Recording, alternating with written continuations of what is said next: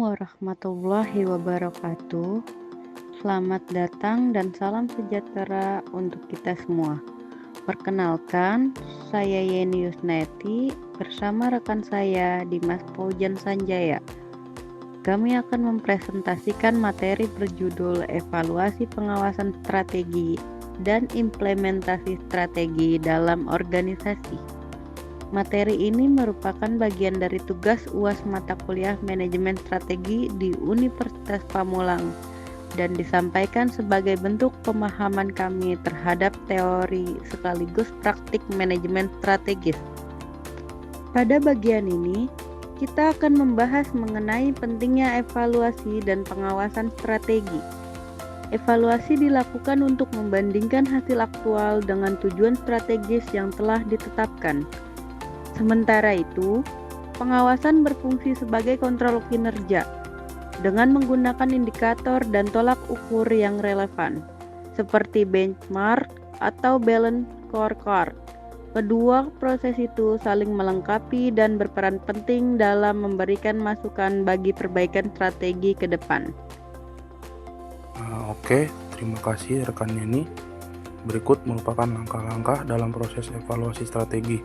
Dalam mengevaluasi strategi, terdapat 4 langkah utama yang perlu dilakukan. Pertama, organisasi harus mengkaji ulang fondasi strategi melalui analisis faktor eksternal dan internal menggunakan matriks EFV dan IFV. Kedua, mengukur kinerja secara kuantitatif menggunakan indikator seperti ROI, ROE, dan EPS. Ketiga, strategi perlu diuji dari segi kelayakan dan kesesuaian dengan kapasitas sumber daya yang tersedia. Dan keempat, mengevaluasi sejauh mana strategi tersebut mampu menciptakan keunggulan kompetitif di pasar. Selanjutnya, saya akan menjelaskan tentang analisis faktor deviasi. Faktor deviasi adalah penyimpangan antara strategi yang direncanakan dengan hasil aktual dari pelaksanaannya. Deviasi ini bisa terjadi karena faktor internal maupun eksternal dan dapat diukur melalui berbagai indikator. Indikator keuangan seperti laba bersih, ROI, serta efisiensi produksi, dan indikator non-keuangan seperti turnover karyawan serta indeks kepuasan kerja. Dengan melakukan analisis deviasi secara menyeluruh, organisasi dapat mengetahui titik-titik kelemahan dalam pelaksanaan strategi. Untuk bagian berikutnya akan disampaikan kembali oleh rekan saya, Yeni. Terima kasih Dimas. Baik, saya akan melanjutkan ke bagian berikutnya, yaitu mengenai tindak lanjut dan koreksi strategi. Tindak lanjut dilakukan ketika ditemukan penyimpangan antara implementasi dan tujuan strategi. Tindakan korektif harus mampu memperkuat posisi organisasi dengan cara memaksimalkan kekuatan internal dan meminimalkan risiko eksternal. Agar efektif, tindakan ini perlu disusun secara terstruktur, berdasarkan data dan analisis yang akurat, serta mempertimbangkan waktu pelaksanaan dan kapasitas organisasi. Selanjutnya, saya akan menjelaskan tentang implementasi strategi. Implementasi strategi merupakan tahap krusial dalam proses manajemen strategi. Pada tahap ini, strategi yang telah dirumuskan diterjemahkan ke dalam tindakan nyata.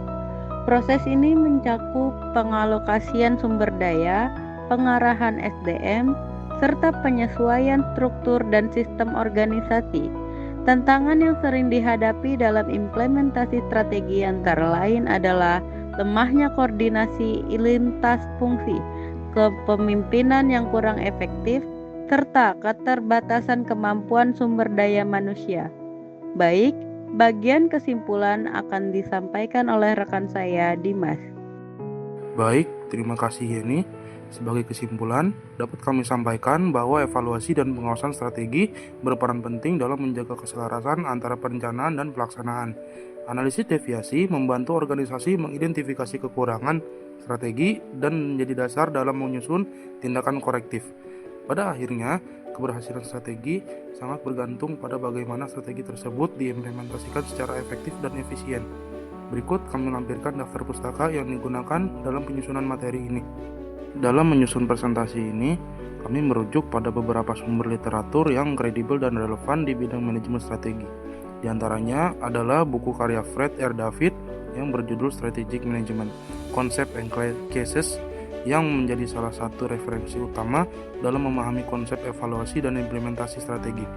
Kami juga menggunakan buku dari Hanger and Whelan berjudul Strategic Management and Business Policy yang membahas strategi korporat secara global dan menyeluruh.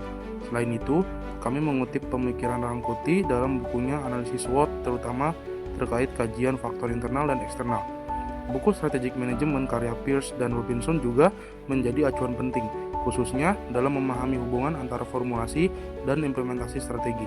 Terakhir, kami menggunakan referensi lokal dari Yamin dan tim dalam buku manajemen strategi yang sangat relevan dengan konteks pembelajaran di Indonesia.